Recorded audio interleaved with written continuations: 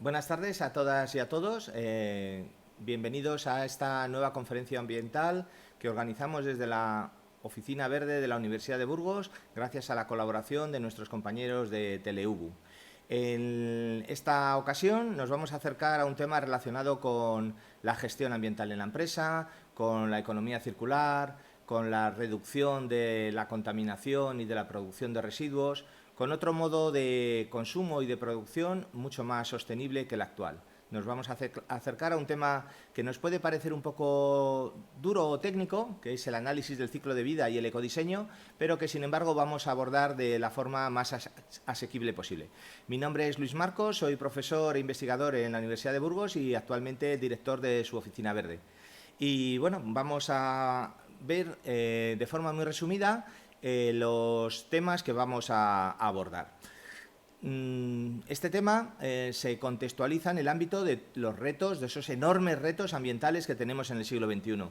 Hablaremos también de algunos indicadores ambientales de forma muy somera, como son la huella de carbono, la huella hídrica, la huella ecológica y cómo se contextualizan en la transición que estamos realizando hacia una economía circular. Y, por supuesto, el grueso de la exposición se va a centrar en definir, entender lo que es el análisis del ciclo de vida y el ecodiseño y cuál es su utilidad. En estos retos ambientales del siglo XXI, bueno, quizás el que más tenemos en la cabeza es el del cambio climático.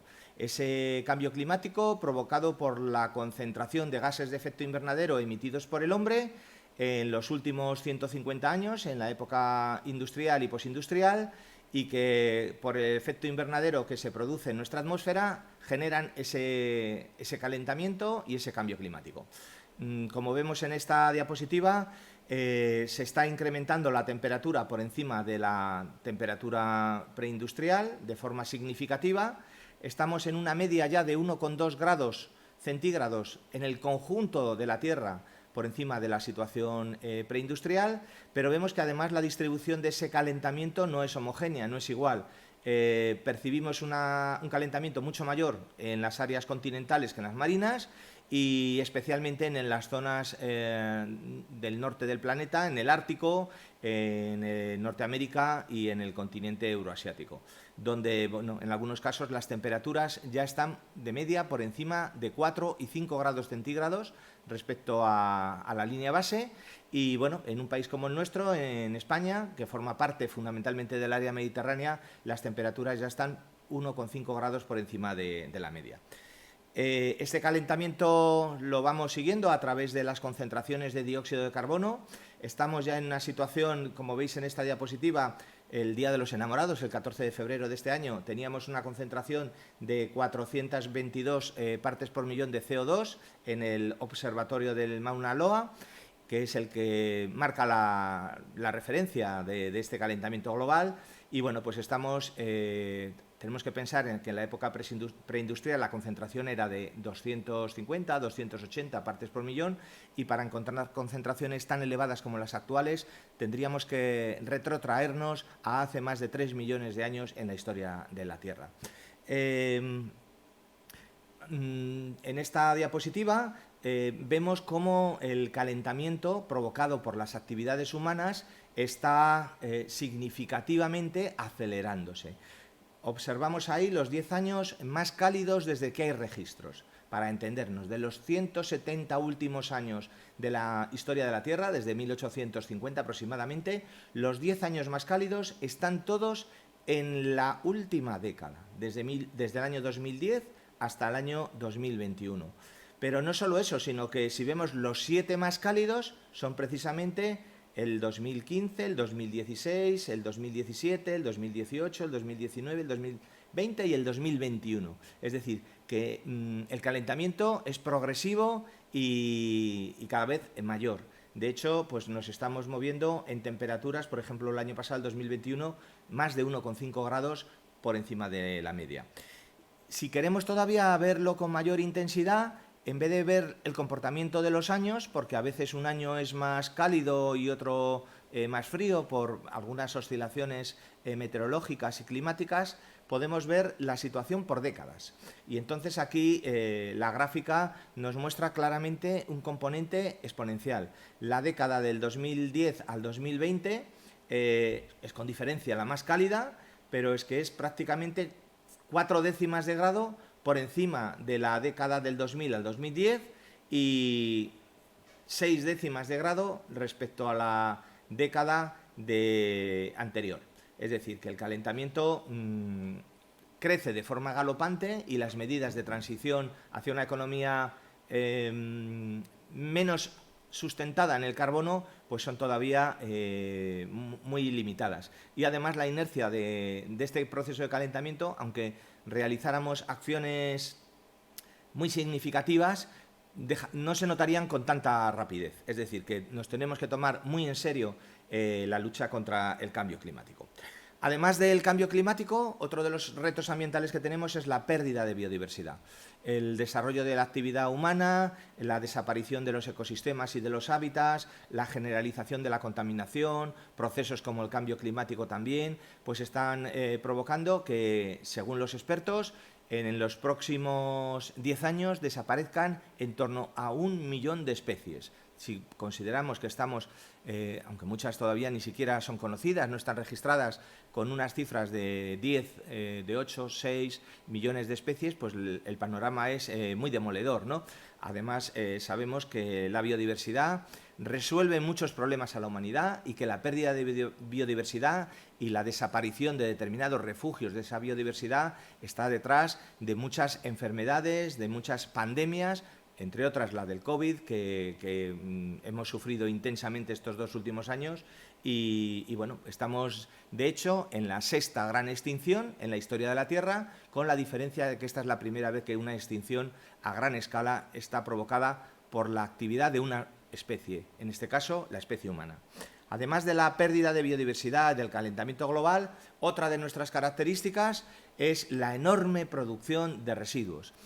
Si nos hacemos una reflexión en nuestro país, la media en España es que cada uno de los 47 millones de habitantes que poblamos nuestro país, pues generamos en torno a 1,5 kilos de residuos urbanos en nuestros domicilios. Es decir, más de media tonelada al año. Bueno, pues eso solo representa el 4% de todos los residuos que generamos. Porque generamos además residuos industriales, residuos peligrosos, residuos sanitarios, residuos agropecuarios, residuos mineros, residuos de demolición y de construcción, etcétera. Una enorme cantidad de residuos de los que los producidos en nuestras casas son un modesto 4%. Por tanto, estamos llenando el planeta de residuos porque el nivel de reciclado y de recuperación de los mismos es todavía bajísimo.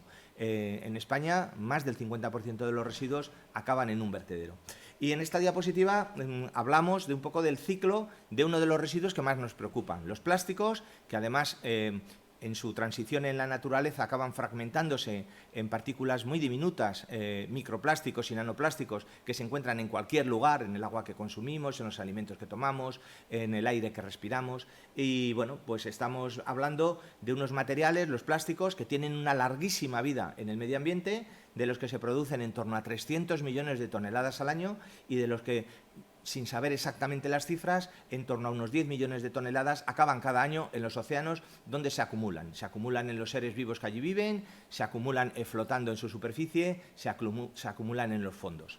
Y, por último, por completar esa panoplia de los jinetes del apocalipsis ambiental, pues tenemos la contaminación. La contaminación, que especialmente la padecemos en los ámbitos urbanos, donde se concentra la mayor parte de la población humana, y bueno, que es una contaminación atmosférica por el tráfico, por la industria, una contaminación que provoca que millones de personas mueran prematuramente por respirar cotidianamente un aire de mala calidad. Solo en nuestro país las cifras rondan las 90.000 personas que fallecen prematuramente por la mala calidad del aire urbano, que también afecta a las aguas, unas aguas tanto superficiales como subterráneas, que se ven contaminadas por una gran variedad de residuos, pero quizás unos de los que más nos alertan y nos preocupan pues son los altos contenidos en nitratos y fosfatos, que provocan eutrofización de las aguas, que hacen que muchos de nuestros acuíferos, de nuestros ríos y de nuestros lagos no se puedan utilizar y que quizás la imagen que más tenemos en nuestra retina es la de ese mar menor, ese gran espacio natural que se ha convertido pues, en una verdadera cloaca de residuos con su muerte biológica prácticamente certificada, a no ser que tomemos medidas muy drásticas de contención. Bueno, pues estos son los retos ambientales a los que nos enfrentamos y vamos a ver algunos de los indicadores que nos pueden ayudar a medir la incidencia de algunos de estos aspectos, porque ya os digo que no tenemos que hablar solo del cambio climático, de hecho deberíamos hablar del cambio global, porque la suma de todos estos efectos sobre la biodiversidad, sobre la contaminación, sobre la calidad del aire, sobre el calentamiento global, sobre los residuos, es lo que conforman el cambio global que está provocando la civilización o la falta de civilización, por lo menos desde el punto de vista de la sostenibilidad de las actividades humanas. Bueno, una de las herramientas que tenemos, sobre todo para medir el impacto sobre el calentamiento global, sobre el cambio climático de nuestras actividades y de nuestros productos, es la huella de carbono, que traduce a emisiones de dióxido de carbono todos los gases de efecto invernadero que generamos con nuestro movimiento, con nuestro desplazamiento, con nuestro transporte, con la calefacción o con los sistemas de aire acondicionado de nuestros edificios, con los residuos que generamos, con las materias primas que consumimos, etcétera. Es decir, hace una suma de todos estos de todas estas actividades humanas, personales, colectivas, empresariales, por países, y nos las traduce a toneladas o a kilos de dióxido de carbono. Por tener una cifra, en nuestro país, en España, estamos con unas emisiones anuales de en torno a 6 toneladas de dióxido de carbono equivalente al año. Es decir, cada año, cada uno de nosotros y de nosotras tenemos una mochila que sería imposible de llevar de 6 toneladas de CO2 que emitimos a la atmósfera. Esta huella de carbono mide lo que se denominan diferentes alcances. Por un lado, las emisiones directas, es decir, las combustiones directamente responsables de cada uno de nosotros o de cada empresa o de cada ciudad, que son las combustiones, por ejemplo, de las calefacciones, del gas natural o de los combustibles de nuestros coches, etcétera. Luego hay otro alcance, el alcance 2, que son combustiones indirectas, no las generamos nosotros, pero con nuestras actuaciones se están provocando. Fundamentalmente es la electricidad, que cada vez que encendemos una luz o encendemos un aparato eléctrico, pues en algún lugar se están generando emisiones para producir esa electricidad. Y por último el alcance 3, que es el resto, los desplazamientos que realizamos, las materias primas que consumimos, los residuos que generamos. Y bueno, en esta diapositiva además tenemos en la parte superior no solo al dióxido de carbono, aunque todas las emisiones las midamos en CO2, pues hay otros gases de efecto invernadero, algunos naturales, pero cuya concentración se incrementa por la actividad humana, como el metano, como el óxido de nitrógeno, y otros como el hexafluoruro de azufre, o los hidrofluorocarbonos, o los perfluorocarbonos totalmente sintéticos. También cuando hablamos de sostenibilidad tenemos que hablar de sostenibilidad ambiental, de sostenibilidad económica y también de sostenibilidad social.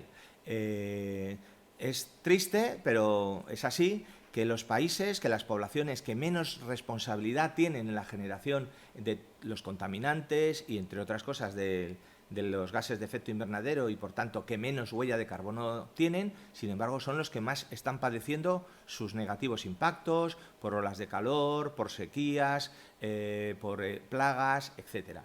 Así vemos en esta diapositiva que el 50% de la población mundial más pobre es responsable solo del 10% de las emisiones. Y, sin embargo, en la parte de arriba vemos que el 10% de la población más rica del mundo, es decir, estaríamos hablando de 750 millones de los 7.500 que hay, es responsable del 50% de todas las emisiones. Es decir, que cuando hablamos de una transición verde, de una transición ecológica, los retos, los compromisos, debieran ser mucho más exigentes para quienes somos más responsables de la contaminación y, en el caso concreto del cambio climático, de las emisiones de gases de efecto invernadero. El ámbito de la huella de carbono tenemos que contemplar, y ya nos acercamos a uno de los objetivos de nuestra charla, que es el análisis de ciclo de vida, contemplar la huella de carbono de los productos a lo largo de toda su vida útil. Es decir, los materiales para producirlo, el transporte, su uso y su eliminación. Y aquí, por ejemplo, pues vemos que distintos productos como el papel higiénico, unos pantalones vaqueros, un producto de limpieza personal, de higiene personal como el champú, o un elemento de uso cotidiano en nuestra vida como una bolsa de deportes, pues su impacto es diferente en cantidad de CO2 y en cada una de las fases de su periodo de vida. ¿De acuerdo? Bien, pues continuamos. Nos metemos en otro indicador, la huella ecológica. Es un indicador más complejo, ya que integra un conjunto de impactos de la comunidad humana, no solo los gases de efecto invernadero como la huella de carbono, perdón, y que expresa el total de superficie ecológicamente productiva necesaria para producir los recursos que consumimos y absorber los residuos que generamos.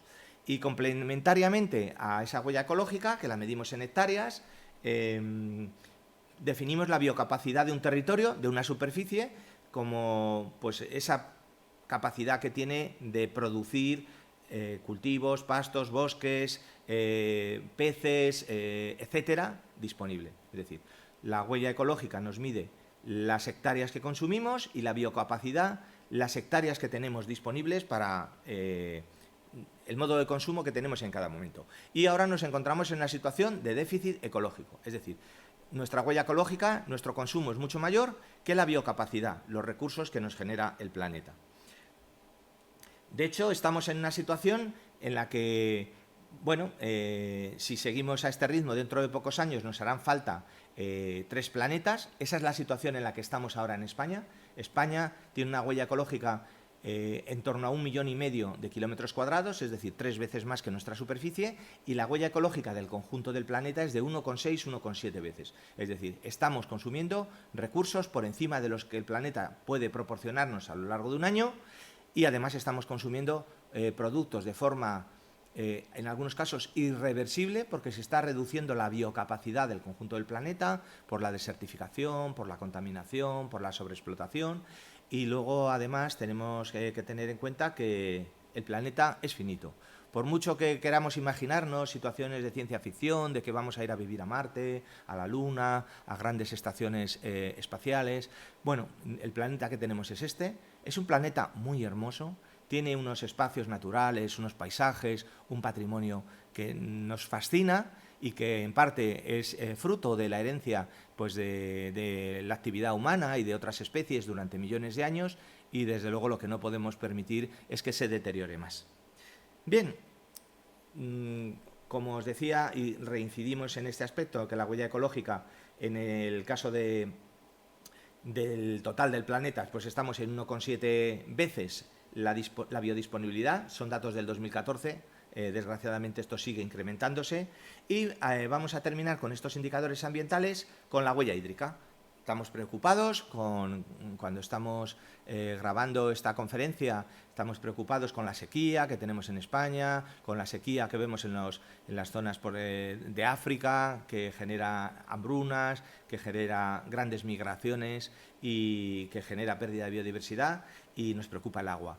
Y bueno, sabemos que de media en España consumimos en torno a 150, 160 litros diarios de agua, pero eso es lo que se denomina el agua azul.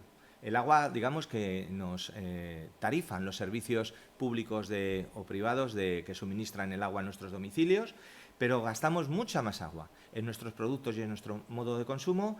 Tenemos también un agua verde, que es el agua de lluvia necesaria para la producción de esos productos, y un agua gris, el agua que contaminamos y que necesita también agua dulce para diluir esos contaminantes. Así, sumando el total de la huella hídrica, la azul, la verde y la gris, pues vemos que para fabricar una hoja de A4, un papel, nos hacen falta 10 litros. Para fabricar el contenido de un café, en una taza, hacen falta 140 litros. Para producir 1 litro de leche, nos hacen falta 1.000 litros de agua. Y para producir, por ejemplo, 1 kilo de carne de vacuno, nos hacen falta 15.400 litros de agua. Es decir, hay un agua oculta que consumimos, un agua virtual, y que incluso además se puede mover de un país a otro, y que no somos conscientes pues, de que la estamos empleando y que es limitada. Bien, por tanto, y ya nos acercamos a la parte matriz de esta conferencia, el análisis del ciclo de vida. que el desarrollo sostenible tiene una parte ambiental, ecológica, tiene una parte económica, tiene que ser viable esa transición verde. No podemos generar situaciones de empobrecimiento colectivo, pero también tiene una parte social. Es decir, los costes de esta transición verde, el mantenimiento del planeta, implican que todos tenemos que ir juntos de la mano y que no podemos dejar marginados a enormes sectores de la población en nuestro propio país o en el conjunto del planeta. Y para eso, pues ya sabéis que estamos en esta década de los Objetivos de Desarrollo Sostenible marcados por Naciones Unidas, que tenemos que cumplirlos para el 2030, todos y cada una de nosotros, la universidad, las ciudades, los gobiernos, tenemos que comprometernos en esos 17 Objetivos de Desarrollo Sostenible. El análisis del ciclo de vida lo que nos está hablando es de los productos que usamos, los productos que generamos, los productos que tiramos. ¿Qué ocurre con ellos desde que los concebimos en nuestra mente hasta que les perdemos de vista? Bien, pues el análisis del ciclo de vida contempla el momento de la idea de un producto, cuando yo voy consiguiendo cada una de las materias primas o de las partes que lo componen, cuando produzco cuando manufacturo ese producto, por ejemplo, este ordenador que estoy aquí utilizando, luego lo distribuyo, lo transporto, luego lo uso durante unos meses, unos años, y además en el uso, pues en el caso de un ordenador, pues lo tengo que tener enchufado, estoy consumiendo energía eléctrica y además utilizaré algunos consumibles, pues como pendrive o algún recurso una cámara, etcétera. Luego ese producto me deshago de él, lo convierto en un residuo y, bueno, puede ir a un vertedero o puedo intentar darle una segunda vida al objeto en su conjunto o a alguna de sus piezas a través de lo que sería una estructura circular. Bien, el análisis del ciclo de vida lo que pretende es analizar y evaluar los impactos ambientales que causa un producto a lo largo de todo su ciclo de vida. Y bueno, pues se basa en recopilar las entradas y salidas de materia y energía, de contaminantes y ver qué impactos genera. ¿Lo hacemos por capricho? No, lo hacemos con el objetivo de reducir esos impactos, de tener productos que tengan menos impacto sobre el medio ambiente. Esta diapositiva me parece especialmente interesante. Es un poquito densa y le vamos a dedicar un poquito más de tiempo, ¿no? Tenemos en la parte de arriba el ciclo de vida del producto. Vemos que extraemos las materias primas, con las materias primas las transformamos, fabricamos algo en una fábrica, ese producto lo distribuimos a través de la logística, del transporte, luego lo utilizamos, si es un producto de consumo, en nuestras casas, y luego al final nos deshacemos de él, como en un contenedor, en un vertedero, en una incineradora, si es algo orgánico lo podemos compostar. Bien, ese es el ciclo de vida del producto. En la línea inferior vemos los impactos. Cada uno de esos procesos que hemos visto, cada una de las etapas del ciclo de vida, implican consumo de recursos. Y también implican consumo de energía. Y también implican la liberación de sustancias contaminantes, de energía, a lo mejor en forma de calor y de residuos. Esas sustancias, esos impactos ambientales se producen sobre distintas categorías, sobre distintas manifestaciones ambientales. Por ejemplo, pueden afectar al calentamiento global, si yo emito gases de efecto invernadero en alguna de las etapas del ciclo de vida del producto.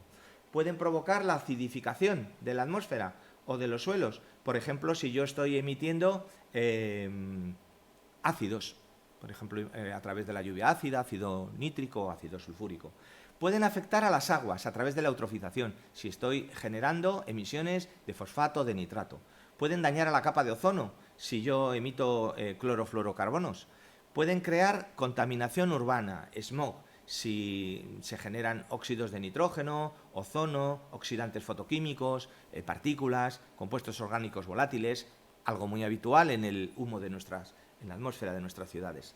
Pueden generar también toxicidad, y si son, por ejemplo, medicamentos o plaguicidas. Es decir, que a lo largo del ciclo de vida de un producto no nos vamos a preocupar solo del cambio climático, nos vamos a preocupar de todos estos impactos. Y el análisis del ciclo de vida identificará los impactos, los cuantificará y a través del ecodiseño podremos definir cómo reducirlos.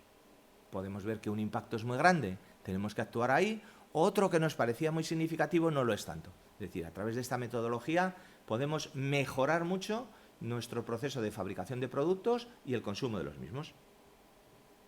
En el análisis del ciclo de vida, todo desde una perspectiva lo más sencilla posible, tenemos que definir el objeto y el alcance.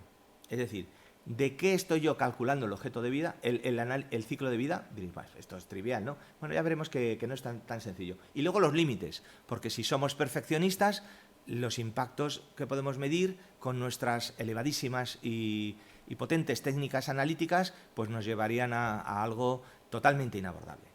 Luego también tenemos que hacer un análisis del inventario, de las entradas y salidas a lo largo del ciclo de vida. Y por último, evaluar los impactos. Y con esto, decidir qué hacemos. Si queremos hacer simplemente marketing, si queremos hacer mejoras ambientales, si queremos reducir costes económicos.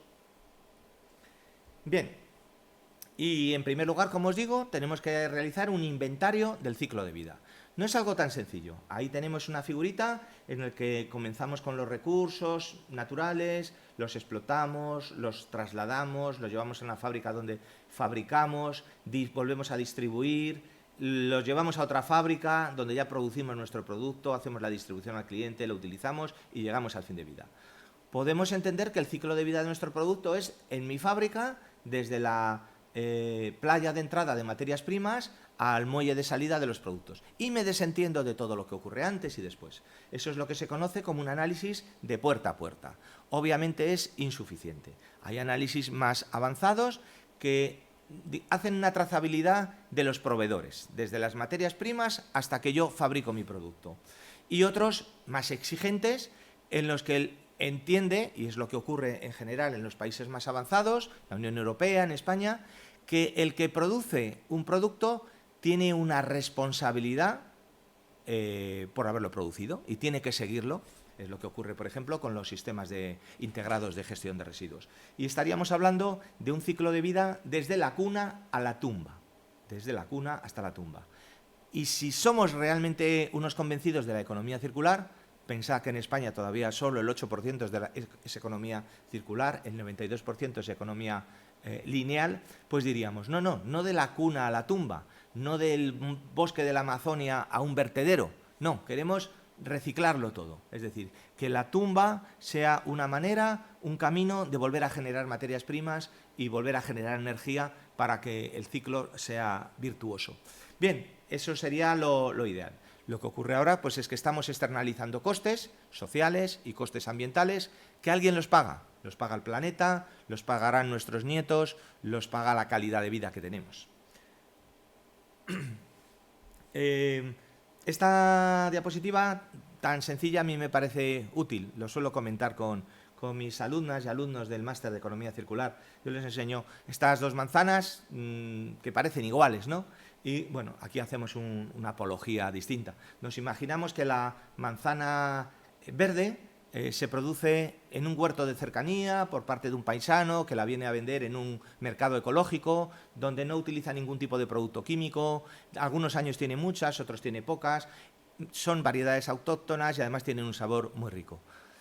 Su impacto sobre el planeta es prácticamente inexistente, salvo alegrarnos cuando florecen los manzanos y alegrarnos también cuando nos comemos la manzana. No hay prácticamente residuos y si es una economía de proximidad, tampoco hay prácticamente un ciclo de vida que analizar. La otra, pues a lo mejor viene de otro lugar del planeta, de lugares donde se están produciendo las manzanas cuando aquí no existen. Podemos imaginarnos en el sur de América Latina o en el sur de África. Esa manzana pues, se ha cultivado de forma intensiva, son variedades transgénicas, son variedades además que son muy exigentes en productos fitosanitarios, en plaguicidas, en insecticidas, que las cogemos y enseguida entran en una cámara frigorífica donde están gastando muchos kilovatios para mantenerse frescas, vienen en avión a los mercados occidentales, por ejemplo a nuestro país, a Mercamadrid, allí también están en otra cámara, vienen en el avión también en cámara, se produce una distribución de ellas y se produce una distribución pues, a través de grandes superficies donde también están en cámaras y donde también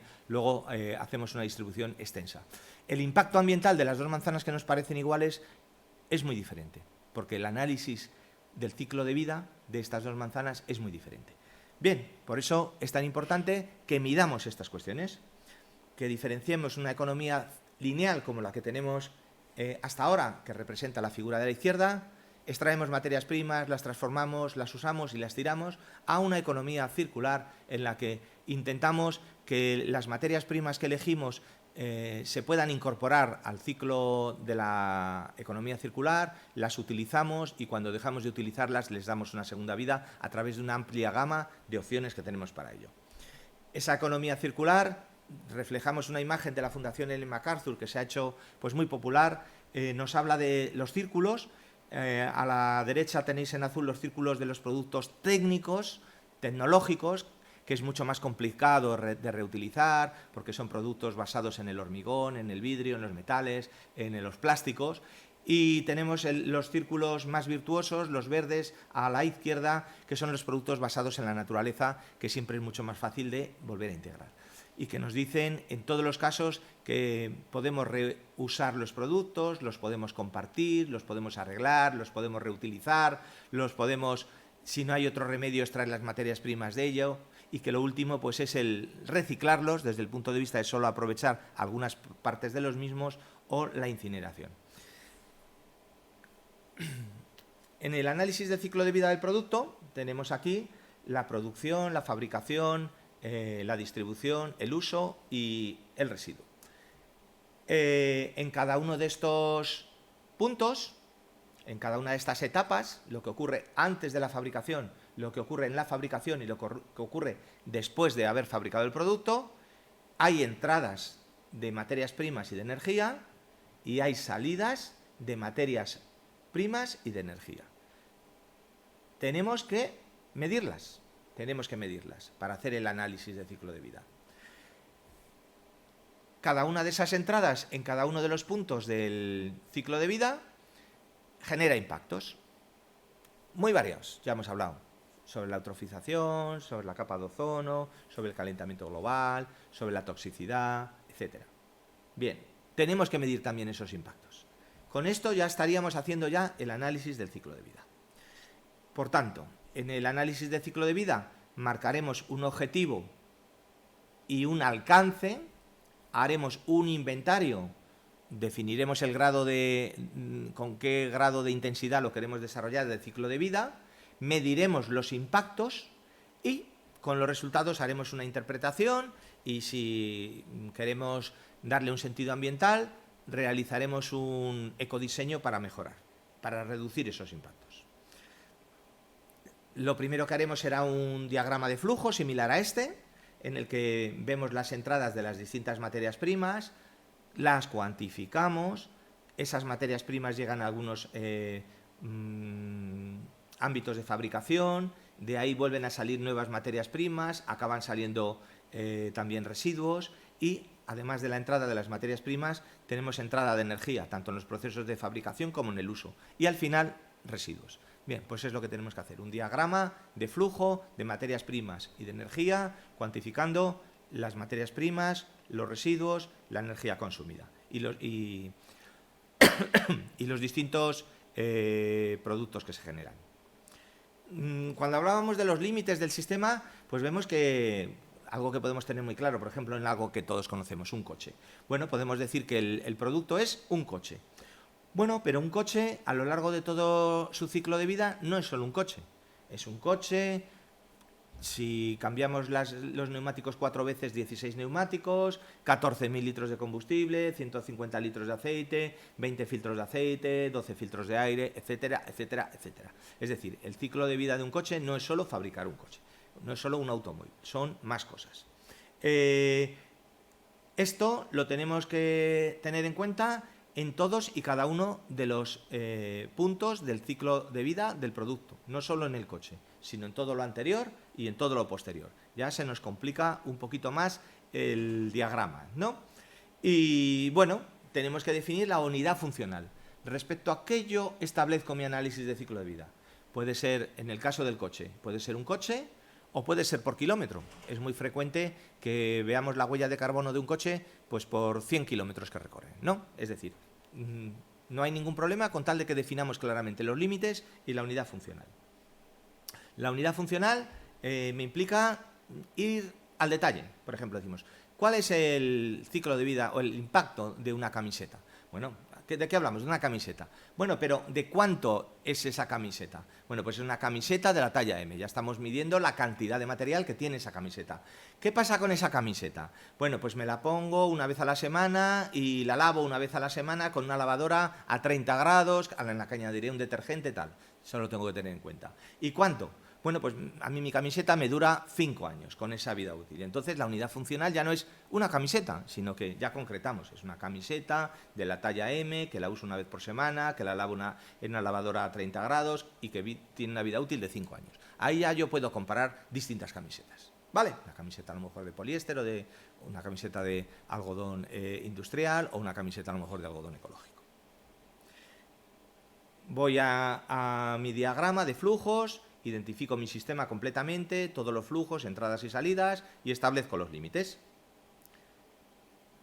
Porque, pues bueno, habrá algunos impactos que tengo que despreciar, porque aportan un porcentaje de información pues muy pequeño y me complican mucho la visión de conjunto del proceso.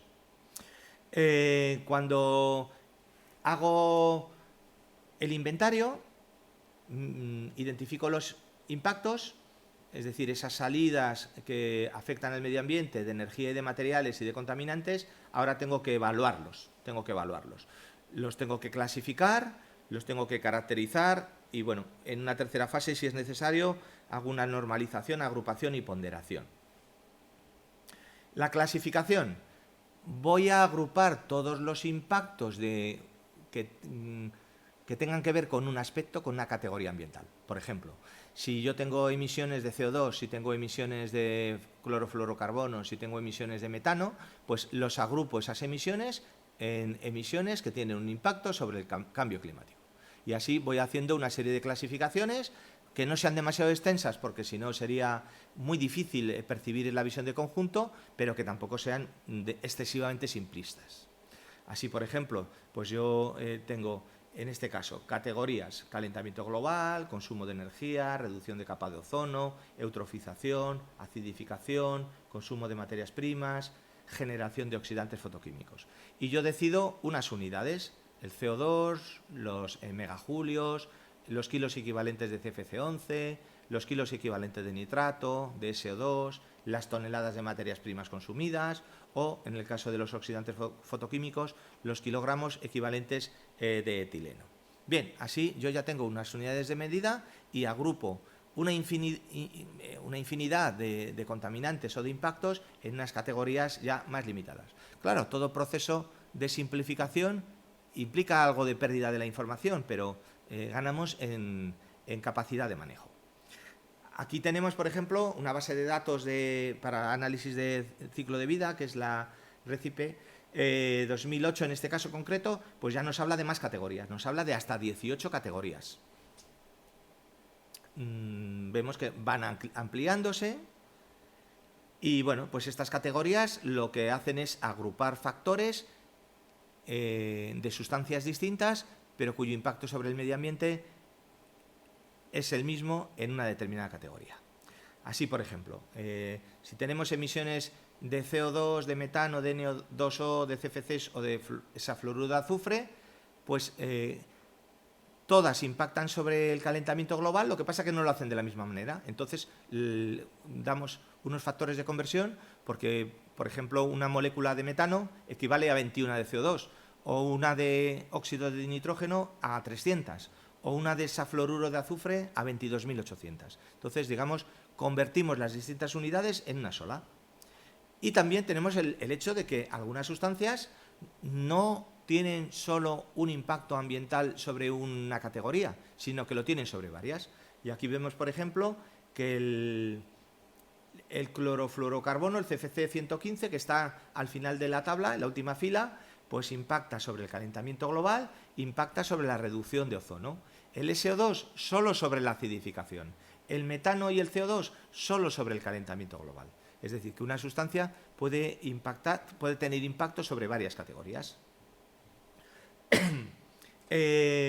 Normalmente este tipo de datos pertenecen a programas y a bases de datos que no son gratuitos y bueno, pues sí que os quería mostrar en esta diapositiva de la página del Basque Ecodesign Center una serie de herramientas que tiene que nos permiten realizar un análisis de ciclo de vida modesto en función de distintas sustancias, bueno, porque es una página de uso libre y lo podéis utilizar cualquiera. En esta página entraríamos en lo que es el apartado de la Directiva de Diseño Ecológico, productos relacionados con la energía, entraríamos en una página de los indicadores ambientales, vamos siguiendo cada una de estas diapositivas y entraríamos en unas fichas de información ambiental donde tenemos un montón de materiales, naturales y sintéticos. Y en esas fichas, pues, vemos en la familia de materiales y la subfamilia de metales, pues tenemos un montón de ellos. Ahí vemos, por ejemplo,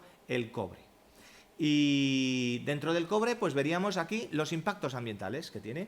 Tiene impacto sobre el cambio climático, tiene impacto sobre la eutrofización, sobre la ecotoxicidad, sobre el agotamiento de la capa de ozono, sobre la toxicidad, cada una en sus unidades y nos da la cantidad de impacto que tiene. Es decir, tenemos una información muy solvente y asequible para todos. E incluso, incluso en el ámbito de la energía, nos define, según el tipo de energía que hemos utilizado para fabricar ese cobre, pues distintos impactos. Y lo podemos comparar con otros materiales. Por ejemplo, en este caso está la madera de conífera, la madera de pino, y nos da pues los mismos resultados que podemos ir. Yo os invito a que trasteéis un poquito en esta web porque vais a obtener información interesante. Pasamos estas páginas. Aquí, por ejemplo, tenemos el PVC, os he puesto distintos materiales y bueno, pues nos vamos aquí a ver si uno quiere realizar estos procedimientos de análisis de ciclo de vida con un cierto rigor, porque quiere tener además una certificación. Bueno, pues se va a ver obligado a utilizar pues herramientas software, porque es muy complicadísimo hacerlo esto con una tabla Excel. Esto hay que hacerlo ya con unos programas. Aquí tenéis algunos de los más utilizados, el Sigma Pro, el software de Gavi, etcétera. Y bueno, estas herramientas software no solo son programas, sino que incluyen, como habéis deducido de las diapositivas anteriores, unas bases de datos que se actualizan con los impactos sobre todas las categorías ambientales que tienen esos materiales. Y así se realizan pues, los análisis del ciclo de vida. Acabamos con el esquema conceptual de todo el proceso, que vemos que se nos ha complicado mucho la realización del inventario del ciclo de vida, de los impactos, de los materiales, la caracterización, la ponderación, la normalización, la base de datos, en fin, es complejo, pero la información que nos da es extraordinaria, comparado con lo que es la huella de carbono, con lo que es la huella hídrica, con lo que es la huella ecológica, que son indicadores muy simplificados y que solo se adecúan a un impacto ambiental. Bueno, el análisis de ciclo de vida es muy riguroso y si lo hacemos a lo largo de todo el ciclo de vida del producto, de la cuna a la tumba, pues estaríamos dotándonos de una información ambiental auténticamente rigurosa. El ecodiseño. Bueno, hacemos todo esto para mejorar. ¿Y cómo mejoramos? A través del ecodiseño.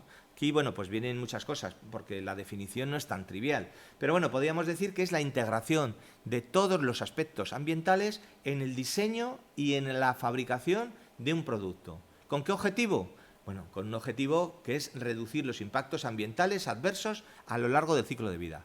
Podemos obtener colateralmente otros objetivos, que es abaratar el producto, reducir el uso de materias primas, tener una buena imagen de empresa, es cierto, pero fundamentalmente se trata de reducir los impactos ambientales. Tenemos que tener en cuenta que se estima, de media, que el 80% de los impactos ambientales de cualquier producto se genera en la fase del diseño. Es decir, que si algo lo diseñamos mal, pues va a funcionar mal. Y si lo diseñamos bien, va a funcionar muy bien desde el punto de vista ambiental. Tenemos muchos sistemas de etiquetados de tipo ecológico, sobre temas de energía, sobre temas de materiales, sobre temas de comercio justo, etcétera. Y bueno, es importante que utilicemos productos que tengan algún tipo de certificación porque nos da garantías respecto al cumplimiento de los criterios ambientales que estamos buscando. Y bien, ¿cómo definiríamos? Hemos visto la definición del ecodiseño. ¿Cómo lo integramos dentro del ciclo de vida de un producto? Pues lo tenemos que integrar en todos y cada uno de sus momentos, especialmente en la concepción, cuando uno tiene la idea, quiero hacer algo, bueno, pues tengo que introducir la variable ambiental desde el principio, pero luego en todos los procesos, en la selección de las energías, en la selección de los materiales, en los procesos de fabricación, en los procesos de transporte, de logística, en el uso y cuando se convierte en un residuo. Tengo que visitar todos esos lugares para intentar, cuando estoy yo diseñando, hacerlo desde una perspectiva ambiental. Reducir impactos, reducir residuos, reducir consumo de energía, alargar vida útil, utilizar materiales de bajo impacto en la naturaleza, etc. El ecodiseño, por tanto, se nos convierte en una de las 7 Rs. Diréis, bueno, de las 7 Rs, eran 3 las Rs, ¿no? Bueno, somos más exigentes y en la economía circular hablamos de 7 Rs. Rediseñar, es decir, diseñar con criterios ambientales, reducir, todo lo que sea reducir consumo de materia y de energía, bienvenido es, reutilizar, una botella si la utilizamos muchas veces es mucho mejor que utilizar solo el vidrio de la botella, reparar esta R que tenemos tan olvidada, intentar arreglar, porque por una pequeña pieza no tenemos que perder un elemento en su conjunto, un producto en su conjunto, además de que crea puestos de trabajo. Renovar, es decir, poder sustituir una pieza por otra más moderna sin tener que cambiar todo, por ejemplo, un electrodoméstico. Recuperar, cuando yo puedo sacar determinadas piezas de un producto. Y en el último lugar, lo último, el reciclar, es decir, utilizar un material para fabricar otros materiales, sencillamente porque estamos en los círculos más alejados de la economía circular.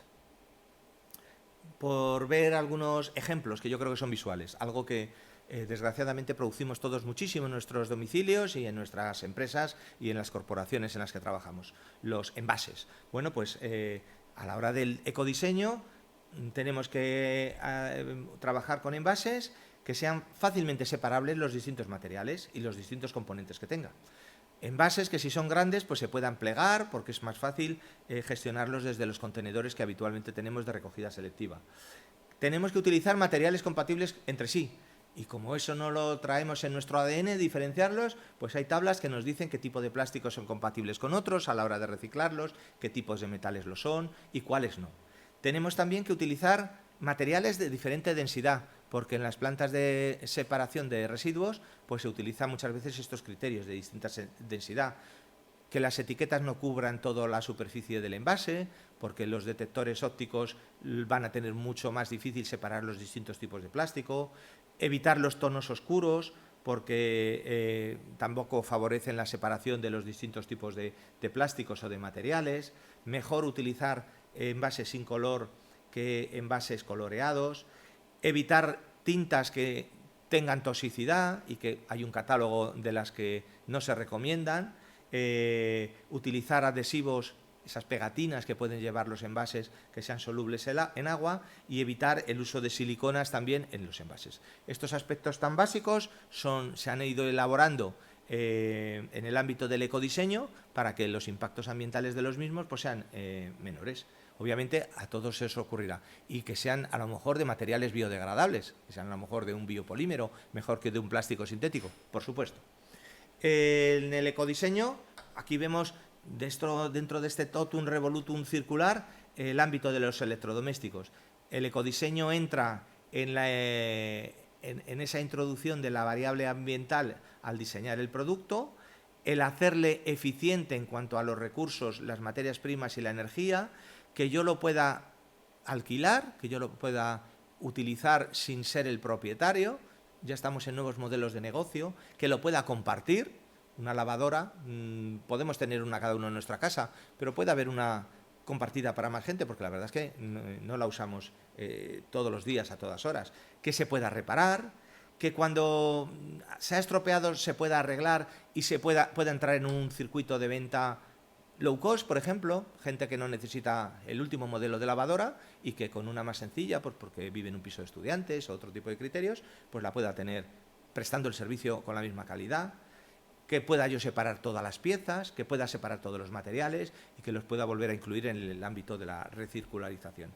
Bueno, pues esto es mucho mejor que la obsolescencia programada, que la lavadora, cuando ya no es la última de la moda, la tenga que tirar, aunque me la vengan a recoger, sino que tratamos de que sin que se pierdan puestos de trabajo, porque en todos estos procesos se crean más puestos de trabajo que la mera robotización, podamos además contribuir modestamente a salvar el planeta.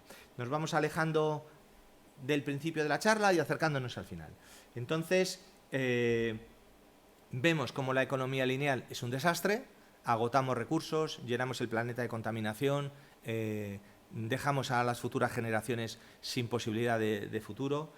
Tenemos que entrar en una economía circular, de momento paulatinamente, circularizando algunos aspectos y llegando a esa economía circular en que, por suerte, las energías renovables son casi infinitas, la luz del sol sigue saliendo todas las mañanas y el viento sigue soplando y la biomasa sigue generándose si cuidamos nuestros suelos, y las materias primas, que sí que son mucho más finitas, si somos capaces de sacarlas de los productos, las podemos tener también con una vida útil muy grande, ¿no?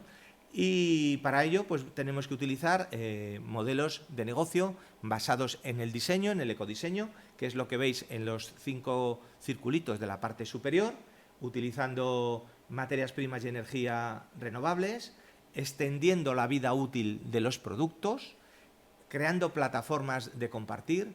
Muchas de nuestras grandes ciudades ya no admiten más coches, da igual que sean eléctricos. Si son eléctricos no contaminarán la atmósfera, pero el espacio que ocupan es el mismo. Los atascos, las plazas de aparcamiento, el ancho de las vías. Bueno, muchas veces esos coches se pueden compartir. El tiempo de vida de un coche en España, de media, se pasa el 95% de su vida aparcado en el garaje. Es decir, en una gran ciudad, donde además es una gran molestia, las plataformas de compartir van a tener un desarrollo extraordinariamente importante. Y entender los productos más que como un producto del que somos propietarios, como un servicio que se nos presta. Lo podemos aplicar a ese coche que compartimos o a esos electrodomésticos en los cuales la empresa que los fabrica ya no entiende que es un productor de lavadoras o de microondas o de frigoríficos, sino que es la prestadora de un servicio, que te lo arregla, te lo sustituye, te lo mejora, prestando lo que realmente quieres, el servicio, sin que tengas que ser el propietario de un montón de trastos. Y bueno, pues hemos llegado al final de esta charla. Espero que no haber sido excesivamente tostón y de que por lo menos os haya servido para interesaros y sentir curiosidad por algo tan útil, esa herramienta tan interesante que es el análisis del ciclo de vida y el ecodiseño. Y nada, pues exponeros que todas estas conferencias ambientales que organizamos en la Universidad de Burgos desde la Oficina Verde de la Universidad quedan en el canal de YouTube de la Universidad de Burgos, dentro de ese conjunto de programas de ecología y sostenibilidad. Las podéis revisitar cuando queráis. Creo que estamos ya cerca de las 100 conferencias: biodiversidad, economía circular, contaminación, agroecología, etcétera, etcétera. Y podéis, por parte de profesores y de colaboradores que intentamos hacer las cosas lo mejor posible, podéis tener acceso a ellas y compartirlas de forma gratuita cuando queráis. Muchas gracias por vuestra atención y nos vemos en otra ocasión.